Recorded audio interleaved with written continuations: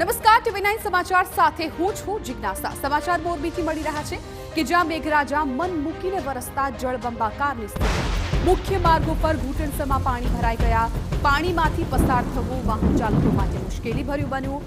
Shanala road, Sardarbaug, લાકી plot પાસે પાણી ભરાઈ ગયા। મહેન્દ્રપરા, જયદીપ હાઉસ સુધી પાણી ભરાઈ ગયા। અનેક લોકોના વાહનો પાણીમાં બંધ થઈ ગયા।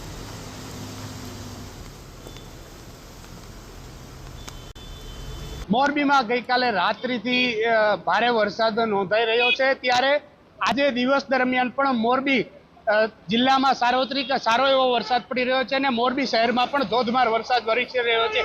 ત્યારે આ વરસાદને પગલે મોરબી શહેરના જે મુખ્ય માર્ગો છે તેમાં આપ જોઈ શકો છો કે કઈ રીતે નદીઓ વહેવા લાગી છે। મુખ્ય માર્ગો પર જાણે નદીઓ વહેતી હોય તે પ્રકારના દ્રશ્યો સર્જાઈ રહ્યા છે અને આ જે પાણી છે તેને કારણે અનેક વાહન ચાલકોને પણ હાલાકી વેઠવી પડી રહી છે।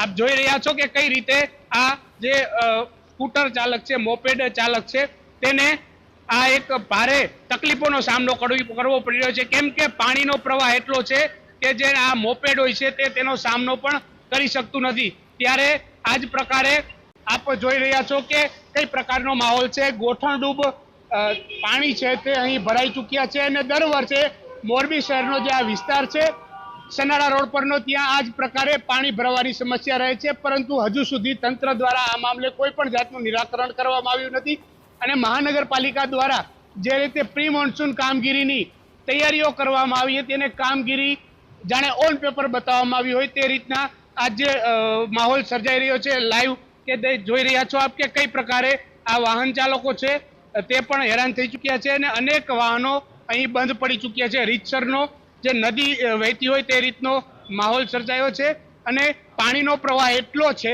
કે અહીં ઊભું રહેવું પણ મુશ્કેલ બની રહ્યું છે। ત્યારે લોકો પણ મહાનગરપાલિકાની કામગીરી પ્રત્યે સવાલો ઉઠાવી રહ્યા છે અને જે કહેવા પૂરતી પ્રી મોન્સૂન કામગીરી કરવામાં આવી હતી તેને લઈને પણ સવાલો ઉઠી રહ્યા છે। ભાસ્કર જોશી, ટીવી9 ગુજરાતી, મોરબી।